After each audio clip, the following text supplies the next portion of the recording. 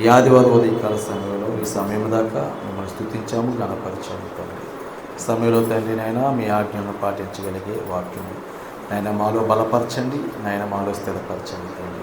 ఇదిగో తండ్రి మీ బిడ్డలకు కూడి ఉండగా వినగలిగే చెవులను గ్రహించే హృదయాన్ని బిడ్డలుగా దయచేయండి నాయన. మా జీవగ్రంథమైన బైబిల్లో నుండి అయినా కొన్ని మాటలు మీ పరిచయంగా తెలుసుకుంటుండగా సమయోచితమైన జ్ఞానం మాకు ఇచ్చిన ఆయన మీరే మాట్లాడి ఇవ్వతండి. మీ ఆత్మ సహాయంతో మమ్మల్ని నడిపించి బలపరచండి. కార్యక్రమం అంతట్లో మహిమ ఘనత ప్రభావం మీకు ఆరోపిస్తూ క్రీస్తు నామాన్ని బట్టి ప్రార్థన అడిగి వేడుకొనిస్తున్నాము తండ్రి, ఆమేన్. ముందుగా తండ్రి దేవునికి ప్రభువైన యేసుక్రీస్తు నామములో కృతజ్ఞతాస్తుతులు చెల్లించుకున్నాం. కూడిన మీ అందరికీ కూడా ప్రభువైన యేసుక్రీస్తు నామములో వందనాలు తెలియజేస్తాం. ప్రియమైన దేవుని వార్తల సమయంలో దేవుని యొక్క వాక్యాన్ని మనం ధ్యానించుకుందాం. దేవుని యొక్క ఉన్నతమైన ప్రేమను బట్టి గడిచిన వారమంతా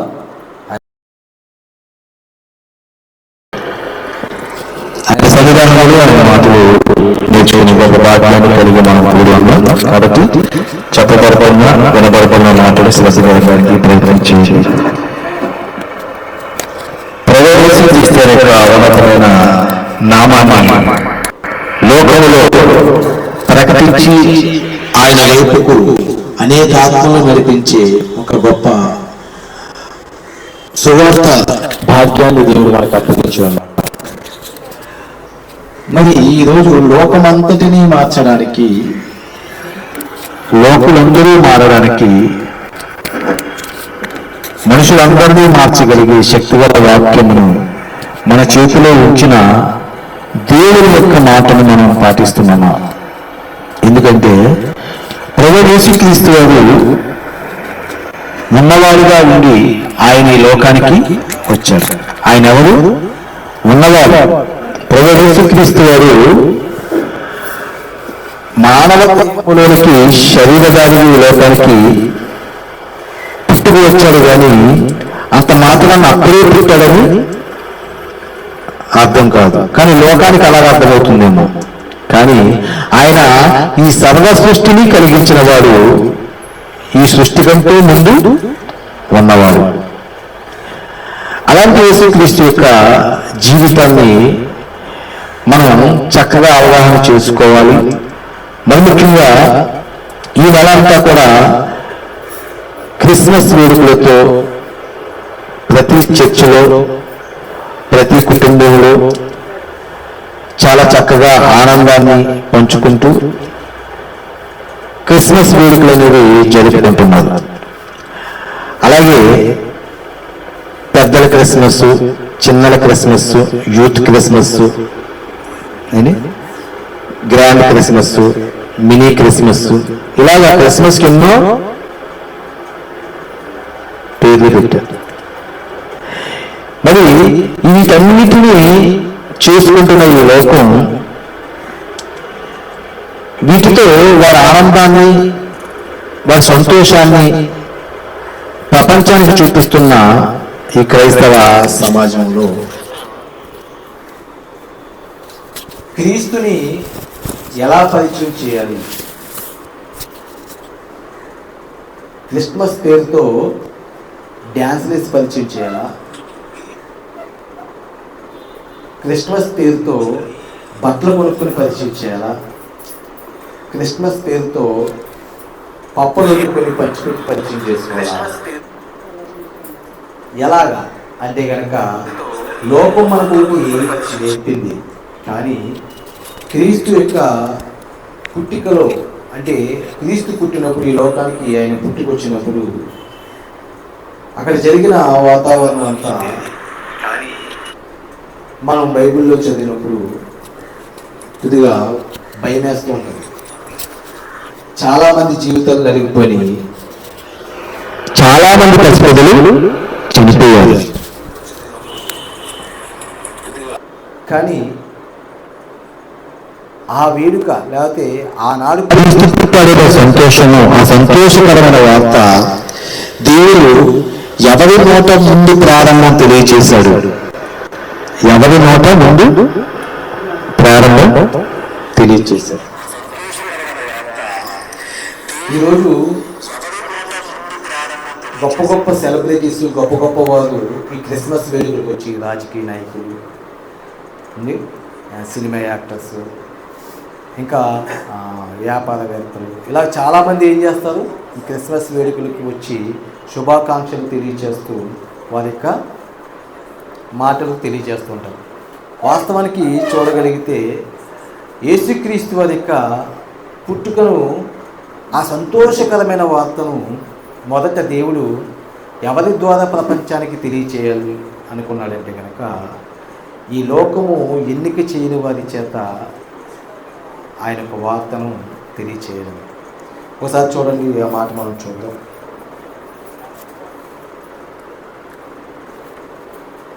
లూకా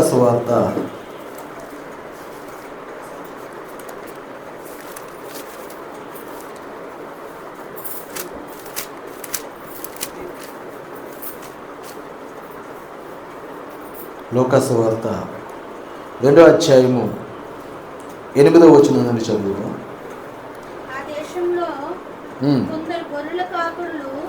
యేసుక్రీస్తు వారు పుట్టిన ఆ సమయంలో ఆ దేశంలో అక్కడ కొందరు గొర్రెల కాపరులు ఏం చేస్తున్నారంట, పొలములో నుండి రాత్రి వేళ తమ మందను కాచుకొని చుండగా ప్రభు దూత వారి యొద్దకు వచ్చి నిలిచెను.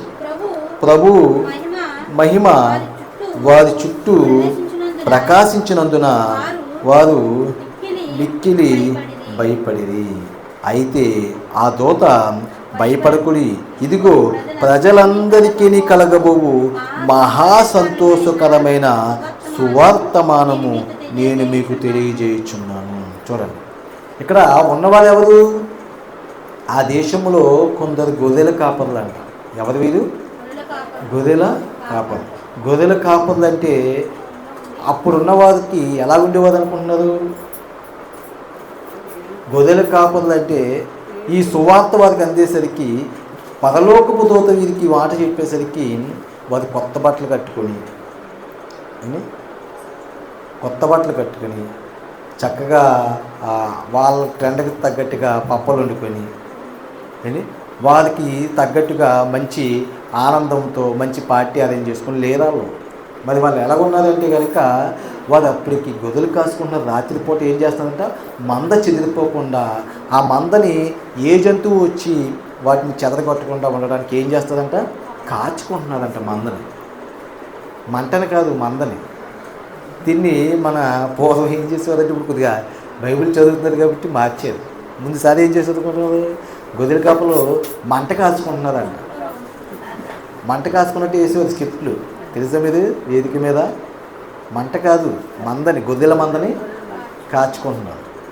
వీళ్ళు గొర్రెల మందని కాచుకుంటున్నప్పుడు పరలోకపు దూత వీరి దగ్గరికి వచ్చింది. వీరు ఆ దేశంలో గొప్పవారేం కాదు, సెలబ్రిటీసు కాదు. ఎవరంట? గొర్రెల కాపరులు. ఎందుకు ఈ గొర్రెల కాపర్లకి ఏం చెప్పడానికి వచ్చింది దేవదూత? పరలోకపు దేవదూత ఈ గొర్రెల కాపర్లకి ఏం చెప్పడానికి వచ్చిందంట, ఆ మహిమ వారి చుట్టూ ప్రకాశించినప్పుడు వారు ఏం చేస్తున్నారంటే మిక్కిలి భయపడి వణికిపోతున్నారు. వాళ్ళు ఆ మహా వెలుగును చూసి ఏం చేస్తున్నారు, భయపడి. అయితే భయపడి వాళ్ళు ఒక పక్కకలా వణికిపోతుంటే అప్పుడు ఏం జరుగుతుందంటే, అయితే ఆ దూత, భయపడకుడి, ఇదిగో ప్రజలందరికీ కలగబోవు మహా సంతోషకరమైన సువార్తమానము, లోకమంతటికి కలగబోయే సువార్తమానము మొదట పరలోకపు దూత దగ్గర నుండి ఎవరి దగ్గరికి వచ్చింది?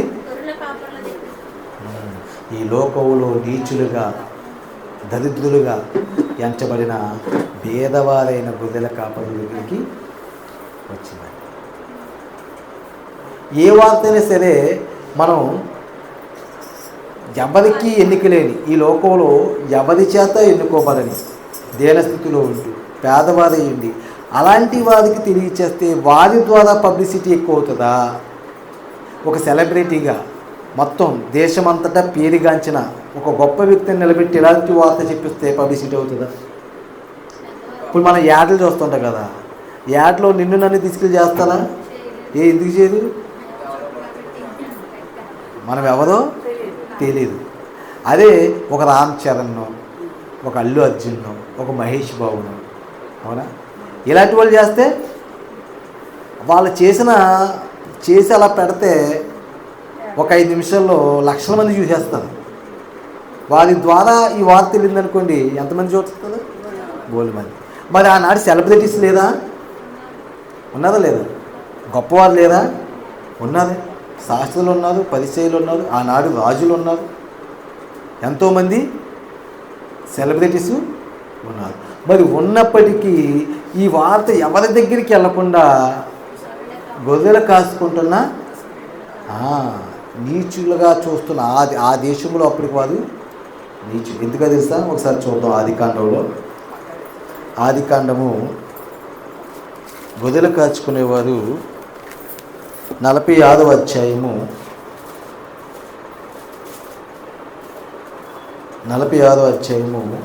33 చూద్దాం.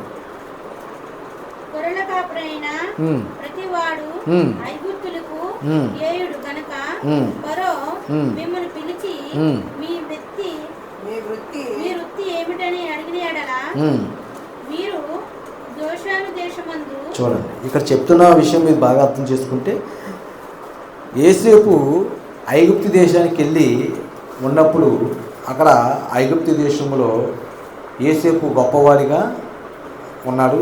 యోసేపు గొప్పవాడిగా ఉన్నప్పుడు యోసేపు తండ్రి అయిన యాకోబు యొక్క సంతానం అంతటినీ కూడా యోసేపు ఐగుప్తు దేశానికి తీసుకొచ్చాడు. ఎందుకంటే అక్కడ ఉన్న చుట్టుపక్కల దేశాలన్నిటి కూడా ఏముంది? మహా కరువు ఉంది. ఆ కరువులో వీరందరినీ, వారి తండ్రికి పుట్టిన బిడ్డలందరినీ కూడా యోసేపు ఎక్కడికి వచ్చామన్నాడు? ఫరో యొద్దకి, ఐగుప్తుకి వచ్చామన్నప్పుడు ఆ ఐగుప్తు దేశంలో గొర్రెల కాపర్లు, వీళ్ళెవరు? యాకోబు సంతానం ఇశ్రాయేలు ఎవరు?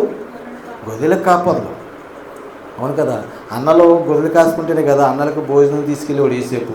అలా భోజనాన్ని తీసుకెళ్తానే కదా ఏదో దుష్టముదగా వచ్చి తినేసిందని చెప్పేసి అమ్మేశాడు యోసేపు. వాళ్ళ గొర్రెల కాపర్లు.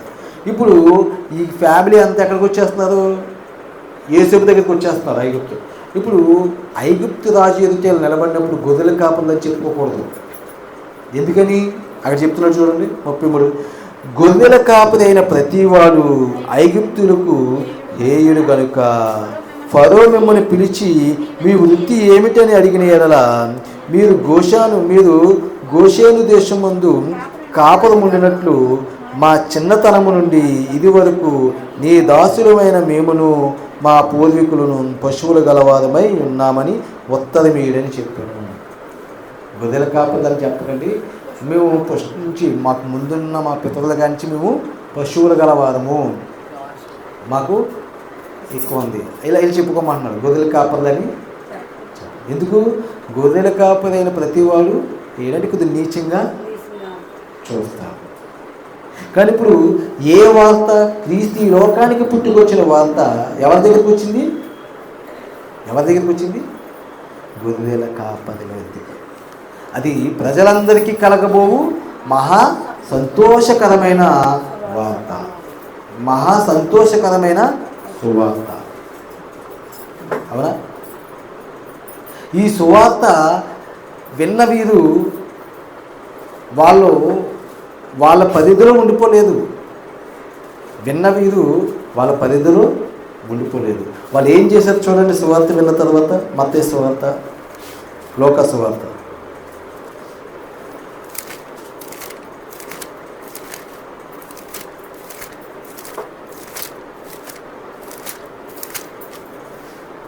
లూకా సువార్త 2వ అధ్యాయము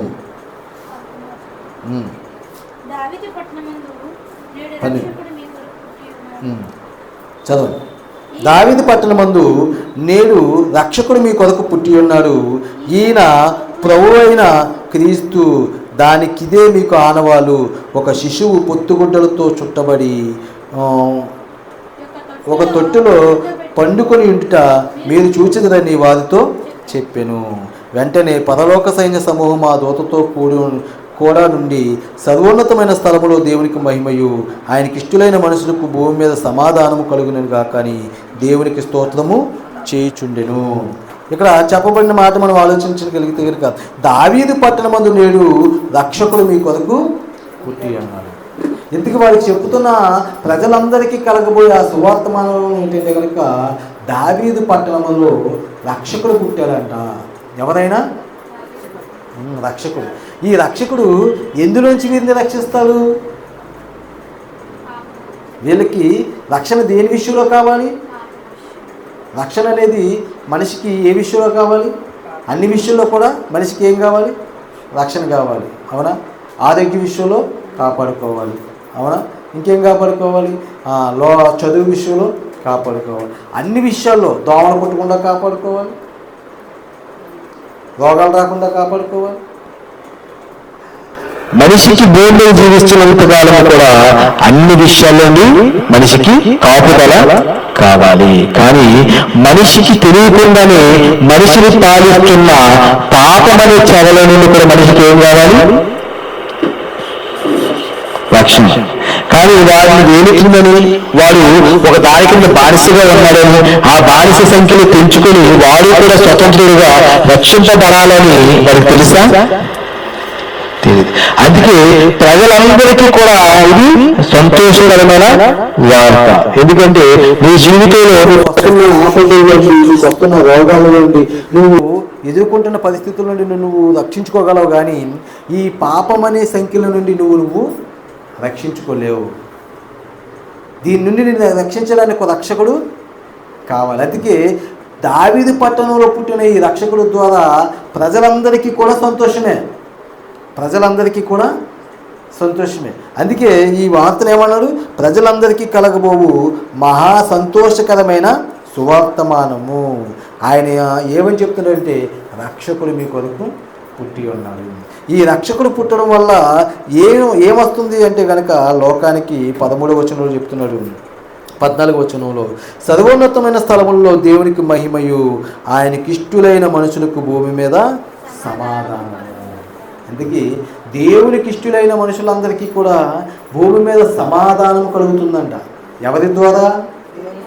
ఎవరి ద్వారా? యేసుక్రీస్తు వారి ద్వారా. అంటే దేవునితో మనల్ని సమాధానపరచడానికి వచ్చిన సమాధానకర్త, పాపము నుండి మనం రక్షించడానికి వచ్చిన రక్షకుడు, మన రక్షకుడు.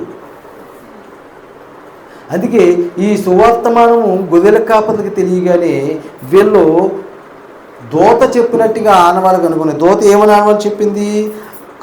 దానికి ఇదే మీకు ఆనవాళ్ళు, ఒక శిశువు పొత్తుగుడ్డలతో చుట్టబడి ఒక తొట్టెలో పండుకునిట మీరు చూచిదని వారితో చెప్పింది. ఎందుకు ఆనవాళ్ళు ఏం చెప్తుంది? పొత్తుగుడ్డలతో చుట్టబడి ఎక్కడ ఉంటాడంట? పశువుల తొట్టులో.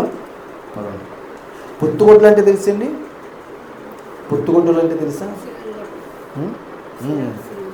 చిరిగిన గుడ్లు అంటే మన పాత చీరలు ఏవైతే ఉంటాయో, మన ఈ పాత బట్టలు ఏవైతే ఉంటాయో, అంటే దుప్పటి ఇలాంటివి ఎప్పుడైనా డెలివరీకి వెళ్ళినప్పుడు పాత చీర కూడా తీసుకెళ్తుంటారు. ఎందుకు? బేబీ పుట్టగానే ఆ బేబీని తుడిచేసి ఆ పాత గుడ్డలో చుట్టుపడింది. అంటే యేసుక్రీస్తు వారు పుట్టగానే ఆయన్ని పొత్తుగుడ్డలతో చుట్టి ఎక్కడ పెట్టారంట? పశుశాలలో పెట్టారు. ఎందుకు? ఈ పశుశాలలో బాలుయేసుడిగా పుట్టిన ఈయనకి ఎక్కడ చోటు లేదు. ఏ సృష్టి అయితే ఆయన చేశాడో, ఏ సృష్టి అయితే ఆయన చేతులతో నిర్మించుకున్నాడో, ఆ సృష్టిలోకే మనిషిగా ఆయన వస్తే ఏమి లేదు, ఆయనకి స్థలం లేదంట. ఎవరి స్థలం ఇవ్వలేదంటే అండి ఆయనకి.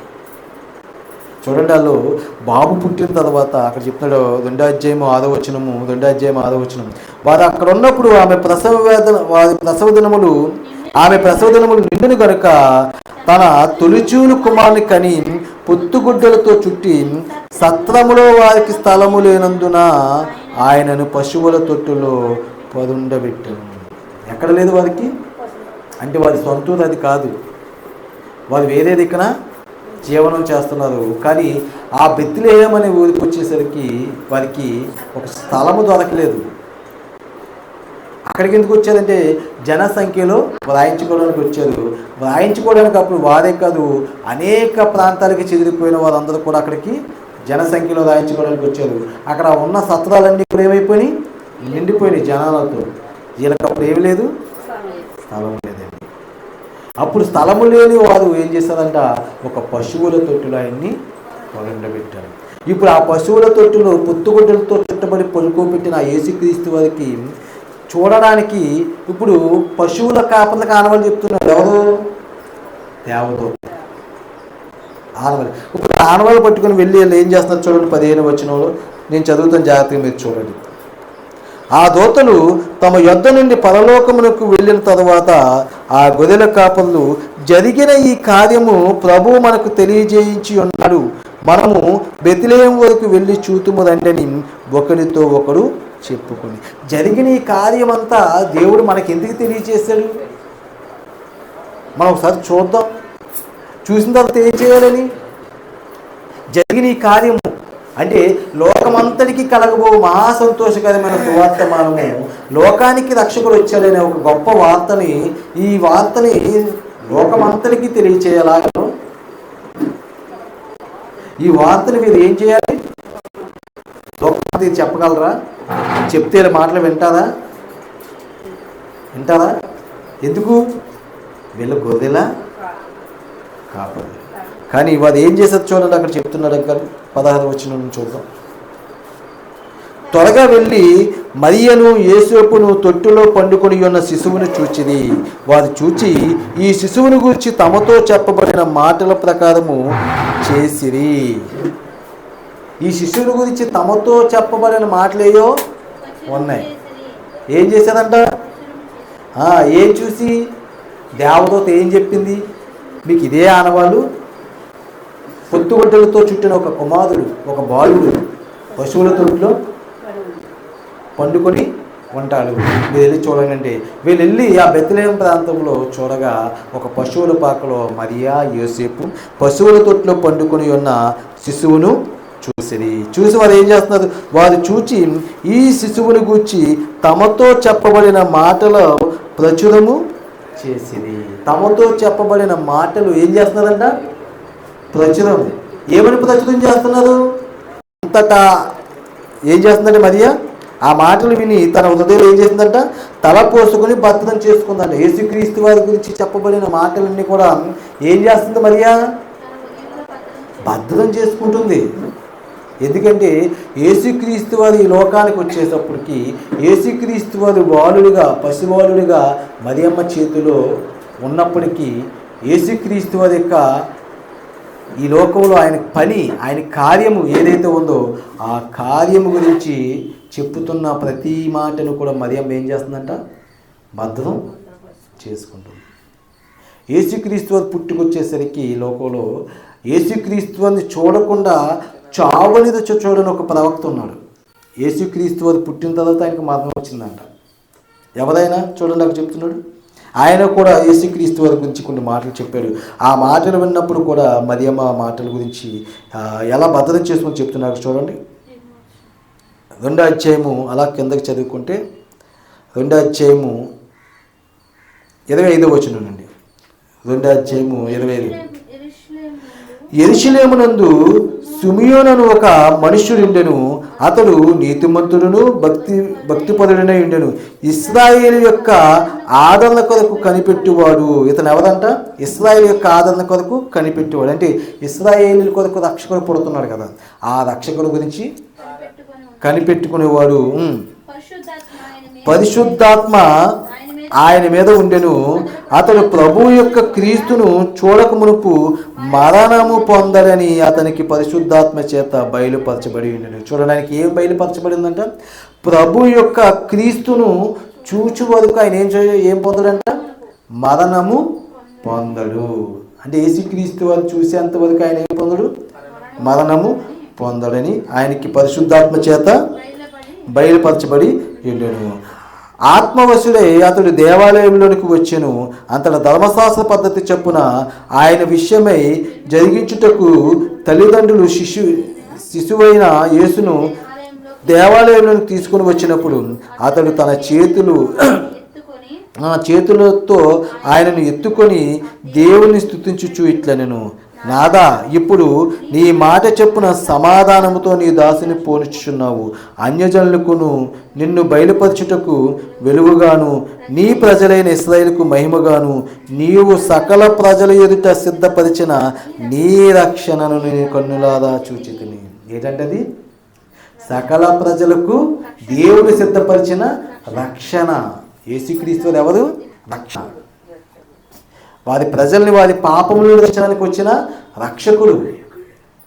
పాపముల నుండి రక్షించే ఏకైక దేవుడు ఎవరు?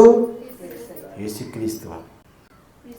ఆ రక్షణను చేతులతో ఎత్తుకొని పట్టుకుని ఆయన అంటున్నాడు, నాదా ఇప్పుడు నీ మాట చెప్పున సమాధానంతో నీ దాసుని పోనిచ్చుచున్నావు. ఇప్పుడు ఏమైంది? ఎప్పుడైతే క్రీస్తు వారిని ఆయన చూశాడో తర్వాత ఏమొస్తుంది ఆయనకి? మరణం. ఇప్పుడు సమాధానంతో పోల్చుచున్నావు. ఈయన ఎలా ఉంటాడంటే లోకానికి ఆ చేతులతో ఉన్న బాలుడైన యేసుక్రీస్తు అని చూసి చెప్తున్నాడు, నీ ప్రజలు అన్యజనులకు నిన్ను బయలుపరచుటకు వెలుగుగాను. అన్యజనులకు దేవుణ్ణి బయలుపరచడానికి ఈయన ఎలా ఉంటాడంట? వెలుగు. అందుకే యేసుక్రీస్తు వారు నేను ఈ లోకానికి వెలుగై ఉన్నాను అన్నాడు. అన్యజనులకు దేవుణ్ణి చూపించే గొప్ప దిక్చూచి ఎవరు? యేసుక్రీస్తు వారు. అందుకే అక్కడ అన్నాడు, అన్యజనులకు నిన్ను బయలుపరచుటకు వెలుగుగాను నీ ప్రజలైన ఇశ్రాయేలుకు మహిమగాను నీవు సకల ప్రజల ఎదుట సిద్ధపరిచిన నీ రక్షణ నేను కన్నులారా చూచితిని. యేసు ప్రభు గురించి చెప్పబడుతున్న ఈ మాటలన్నీ కూడా మరియమ్మ తన హృదయంలో ఏం చేస్తుంది? భద్రము చేసుకుంది. కాబట్టి ఆలోచించేది ఇక్కడ ఆలోచన చేయగలిగితే గొర్రెల కాపర్లు ఇక్కడ ఈ సిమియోను అనే ప్రవక్త యేసుక్రీస్తు వారి గురించి చెప్తున్న ఈ మాటలు మనం ఆలోచన చేయగలిగితే ఈరోజు లోకానికి రక్షణ ఆయన ఎలా తీసుకొచ్చాడు? రక్షకుడు పుట్టాడు, సంతోషమే, కానీ ఆ రక్షణ ఆయన ఎలా తీసుకొచ్చాడు? వాళ్ళకి పండగ జరిగింది అక్కడ, వాళ్ళకి పండగ జరగలే. ఇప్పుడు మనం పండగ చేసుకుంటున్నాం. ఎక్కడైనా చేశారు పోనీ? ఏమది మనం ఎందుకు చేస్తున్నాం? ఎక్కడైనా చేసేదంటే ఇప్పుడు కదండి, యేసుక్రీస్తు వారు ఉన్నప్పుడు. యేసుక్రీస్తు వారు 33.5 జీవిత కాలంలో ఆయన ఎప్పుడైనా పుట్టినరోజు చేసుకున్నారా? బర్త్డే. పోయిన ఆయన వెంబడించిన శిష్యులు చేశారా? సంఘాలు కట్టారు కదా, గలతీలో కట్టారు సంఘం, ఫిలిప్పీలో కట్టారు, కొరింథీలో కట్టారు, ఎఫెసీలో కట్టారు. చేశారా? చేయలేదు. మరి ఇప్పుడు ఎలాగొచ్చింది ఇది?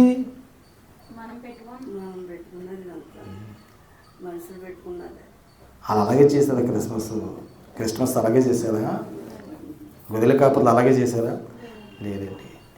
వారికి అప్పటికే ఎంతో కాలము నుండి గొర్రెలు కాచుకుంటున్నారు. వాళ్ళు కాచుకుంటున్నారు ఆ రాత్రిపూట ఆ మాసిపోయిన బట్టలతో, ఆ నిద్రలేని కళ్ళుతో అక్కడ యేసుక్రీస్తు వారి గురించి చెప్పబడిన ఆ మాటలు విని వారు ఆ సమయంలో మనం బెత్లెహేము దాకా వెళ్ళి చూద్దుము రండి అని చెప్పేసి వెళ్ళి చూసి మరియమ్మకు యేసేపుకు ఆ మాటలు చెప్పారు. ఆ ప్రాంతంలో ఉన్న వారందరికీ కూడా ఏం చెప్తున్నారంట? గొప్ప రక్షణ మేము చూసాము, ఆయన గొప్పవాడిగా ఈ లోకంలో వెలుగొందుతాడు. ఆ రక్షకుడు గురించి మొదటగా మేమే విన్నాము. ఆయన గురించి చెప్పిన సంగతులు విన్న వారందరూ ఏమంటున్నారు అక్కడ చూడండి. మరొక మాట చెప్తున్నాడు. 2వ అధ్యాయము 20వ వచనం చూద్దాం. 2వ అధ్యాయము 20వ వచనం. అంతటా ఆ గొర్రెల కాపర్లు తమతో చెప్పబడినట్లుగా తాము విన్న వాటిని కన్న వాటిని గురించి దేవుని మహిమపరచుచు స్తోత్రము చేయుచు తిరిగి వెళ్ళిరి. ఏం చేస్తారంట? వారు ఆ ప్రభు గురించి చెప్పబడిన ఆ మాటలన్నిటినీ కూడా విన్న వాటిని కన్న వాటిని గురించి కూడా ఏం చేస్తారంట? దేవుని మహిమపరిచి స్తోత్రం చేసి వెళ్ళుచుండేది. వారి దగ్గర విన్న ఆ సంగతులన్నీ కూడా విన్నవారు ఏమవుతున్నారు? ఆశ్చర్యపోతున్నారు. కానీ ఇంత గొప్ప సువార్తమానము దేవుడు గొప్ప గొప్ప వారి చేతిలో పెట్టలేదు, కానీ ఎవరి చేతిలో పెట్టాడు? నీచులైన వారి చేతులు. ఎందుకంటే దేవుడు ఎవరిని చూస్తాడు? లోకంలో వారికి ఉన్నదాన్ని బట్టి అతిశయించే వారికి చూడడం, వారికి ఇవ్వదు. మరి ఎవరికి ఇస్తాడంట? కొరింథీయులకు రాసిన పత్రిక మొదటి అధ్యాయము 26వ వచనం చూద్దాం. మొదటి అధ్యాయము 26వ వచనం ఉంది. దేవుడు ఎలాంటి వారిని ఎన్నుకుంటాడో తన పనికి అక్కడ చెప్తున్నాడు చూడండి. గొర్రెల కాపర్లకి మొదటగా యేసుక్రీస్తు వారి యొక్క పుట్టుకను గురించిన రక్షణ సువార్తను గొర్రెల కాపర్లకు అందించిన దేవుడు ఎలాంటి వారి పట్ల ఆయన మనసు కలిగి ఉంటాడో, ఎలాంటి వారి చేత ఆయన పని చేయించుకుంటాడో ఇక్కడ చెప్తున్నాడు చూడండి. సహోదరులారా, మిమ్మును పిలిచిన పిలుపుని చూడుడి, మీలో లోకరీతిని జ్ఞానులైనను గనులైనను గొప్ప వంశము వారైనను అనేకులు పిలువబడలేదు కానీ ఏ శరీరియు దేవుని ఎదుట అతిశయింపకుండినట్లు జ్ఞానులను సిగ్గుపరచుటకు లోకములో నుండి వెర్రివారిని దేవుడు ఏర్పరచుకొని ఉన్నాడు. బలవంతులైన వారిని సిగ్గుపరచుటకు లోకములో బలహీనులైన వారిని దేవుడు ఏర్పరచుకొని ఉన్నాడు. ఎన్నికైన వారిని వ్యర్థము చేయుటకు లోకములో నీచులైన వారిని, ధృవీకరింపబడిన వారిని, ఎన్నిక లేని వారిని దేవుడు ఏర్పాటు చేసుకొని ఉన్నాడు. దేవుడు చూడండి ఎవరిని ఏర్పాటు చేసుకున్నాడంట. లోకములో సహోదరులారా, మిమ్మల్ని పిలిచిన పిలుపుని చూడండి, మీరు లోకరీతిగా జ్ఞానులైనను గనులైనను గొప్ప వంశవాదైనను అనేకులు పిలవబడలేదంట. ఎవరిని పిలలేదంటే దేవుడు జ్ఞానుని పిలలేదంట, గనులైన వారిని పిలవలేదంట, ఇంకా గొప్ప వంశవారిని కూడా ఆయన పిలలేదంట. ఎందుకు? అలాంటి వాడిని పిలుచుకుంటే ఏమొస్తుంది? నేను జ్ఞానిని గనక దేవుడు నన్ను పిలుచుకున్నాడని అతిశయిస్తాడు. నేను గొప్ప వంశంలో పుట్టాను కాబట్టి దేవుడు నన్ను పిలుచుకున్నాడని వంశాన్ని బట్టి అతిశయిస్తాడు. అవునా? ఒకవేళ గనుడిగా ధనవంతుడిగా ఉన్నాడు అనుకో, నాకు ఎక్కువ ధనం ఉంది కాబట్టి దేవుడు, అంతే కదండి. ఈ లోకంలో ఎవరి వెంట లోకం వెళ్ళిపోతుంది. మొన్న పుష్ప 2 సినిమాకి పుష్ప వెళ్ళాడంట. సినిమాకి వెళ్తే ఆ తొక్కిసలాట్లో ఇద్దరు చచ్చిపోయారు. ఒక తల్లి కొడుకుని చచ్చిపోయాడు, కొడుకు కూడా చనిపోయాడు అనుకోదు కదా. పెట్టారా? ఏమైంది అంటే వాళ్ళు గొప్ప గొప్ప సెలబ్రిటీ, వాళ్ళ వెనకాల జనం తండోడుగా వెళ్ళిపోతారు.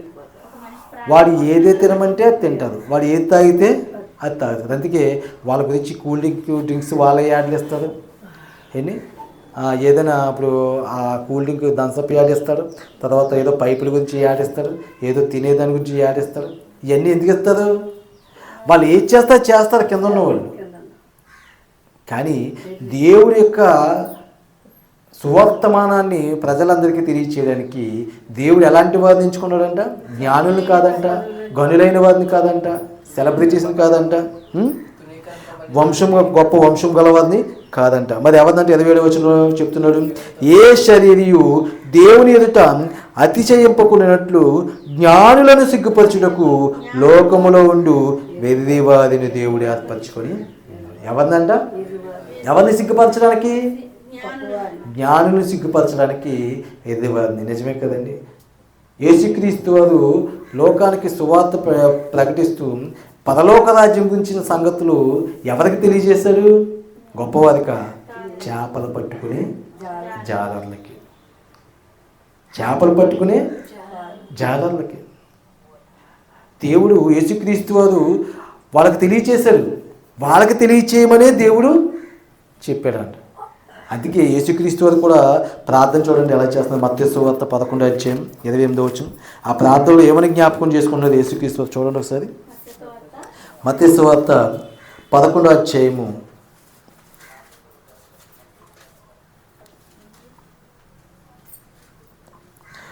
నుంచి. మత్తయి సువార్త 11:25 నేను చదువుతాను, జాగ్రత్తగా చూడండి.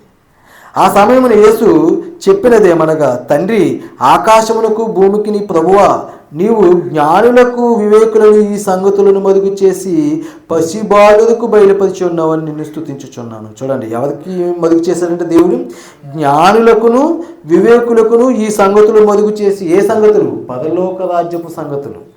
ఎవరికి మరుగు చేశాడంటే దేవుడు? గొప్పడికి ఏమి తెలియచేయలేదండి. మరి ఎవరంట?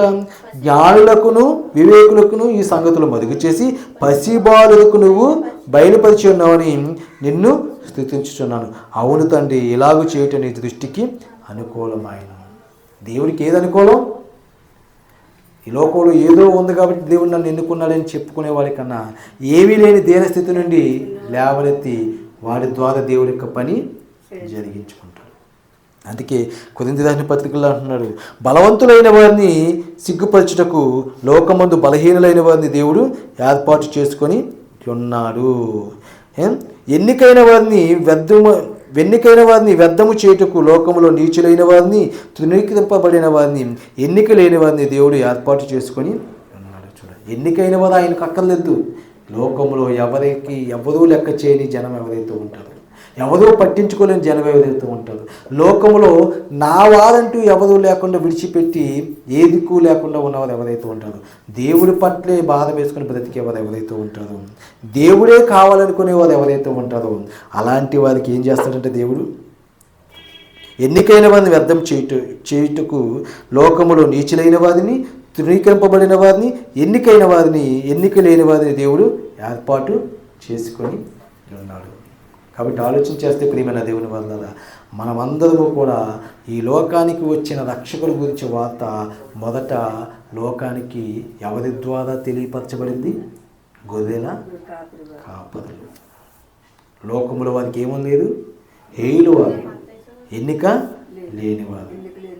కానీ వారి చేత దేవుని యొక్క కుమారుడు పుట్టాడని లోకమంతటికి తెలియపరచబడుతుంది. ఇప్పుడు వారి గురించి మనం చెప్పుకుంటున్నామంటే ఈ వార్తను ఆ రోజు మోసారు వారు ప్రకటించారు. కానీ ఇప్పుడు మనం ఏం ప్రకటించాలి? ఇప్పుడు క్రీస్తు పుట్టాడని మనం ప్రకటించాలి. అది అప్పుడు ప్రస్తుత లోకానికి తెలియదు కాబట్టి క్రీస్తు పుట్టాడని తెలియచేయడానికి ఆ సమయంలో గొర్రెల కాపరులు వాడుకున్నాడు. తూర్పు దేశం నుండి వచ్చిన జ్ఞానుని దేవుడు వాడుకున్నాడు. ఎందుకు? క్రీస్తు పుట్టాడని వాళ్ళకి తెలియదు. పుట్టాడనే సంగతి వారికి తెలియడానికి ఆ ప్రస్తుత కాలంలో వారిని దేవుడు ఏర్పాటు చేసుకున్నాడు. ఇప్పుడు మనం ఏం చేయాలి? క్రీస్తు పుట్టాడని ప్రకటించాలా? మనం ఏం చేయాలన్నారు పౌలు? ఏం చేయాలన్నారు చూడండి, పైన చెప్తున్నారు. 1 కొరింథీయులకు రాసిన పత్రిక 1వ అధ్యాయము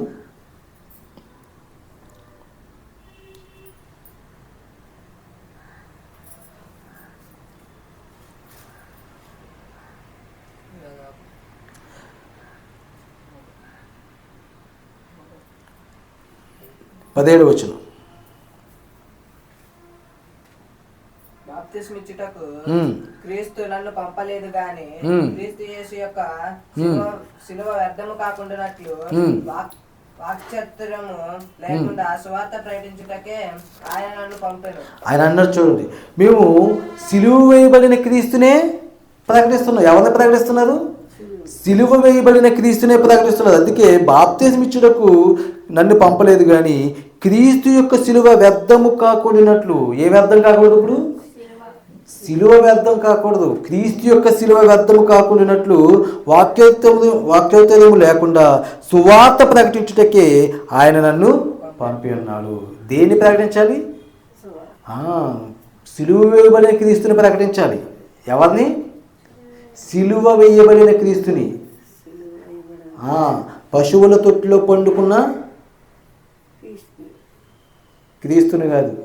మరి ఎవరిని ప్రకటించాలి? ఇప్పుడు సిలువ వేయబడిన క్రీస్తుని ప్రకటించాలి.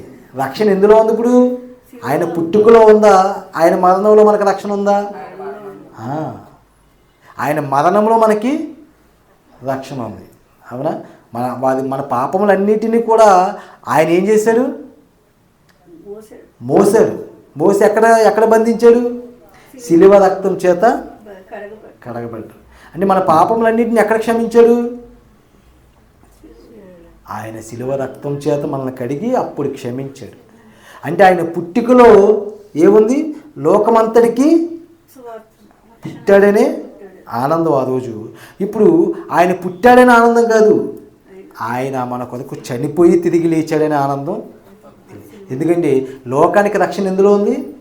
ఆయన సిలువలో ఉంది. అందుకే పౌలు అన్నాడు, నేను సిలువ వేయబడిన క్రీస్తునే ప్రకటిస్తున్నాను అన్నాడు.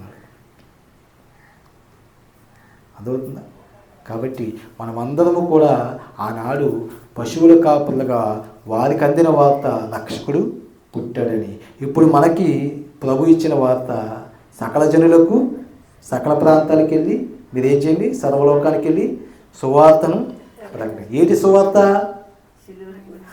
ఆయన మరణ పునరుద్ధానాలు సువార్త. ఆయన ఎందుకు చనిపోవలసి వచ్చింది, ఆయన తిరిగి ఎప్పుడు లేచారు, ఆయన జీవంతో మనకి ఏమొస్తుంది, అది ఇప్పుడు మనం ప్రకటించాలి అని అర్థమవుతుందా? కాబట్టి లోకం ఆనందాన్ని వెతుకుతుంది దేవునిలో, కానీ దేవుణ్ణే ఆనందపరిచే విశ్వాసులుగా, దేవుణ్ణే సంతోషపరిచే పనిలో పాలుభాగస్తులుగా మనము ఉండాలి. అది దేవుడు కోరుకుంటున్నాడు. కాబట్టి యేసుక్రీస్తు వారు పుట్టినప్పుడు దేవుడికి సంతోషమా, యేసుక్రీస్తు వారు సిలువకు సిద్ధపడుతున్నప్పుడు దేవుడికి సంతోషమా? ఆయన పుట్టగానే ఈయనందు నేను ఆనందిస్తున్నాను లేదు. ఆయన ఎప్పుడైతే బాప్తీసం తీసుకొని ఒడ్డు మీదకి వచ్చి ఉన్నాడో అప్పుడు దేవుడు అన్నాడు, ఈయన నా కుమారుడు, ఈయనందు నేను ఎందుకు? ఆయన ఇప్పుడు పనికి వెళ్తున్నాడు, ఆయన నలగొట్టడానికి సిద్ధపడుతున్నాడు కదా. అలాగే కాబట్టి ఆయన యొక్క శిలువ మరణంలో మనకి రక్షణ వచ్చింది కాబట్టి ఆయన శిలువను మనం ప్రకటించాలి. అర్థమవుతుందా? ప్రార్థన చేసుకుందాం.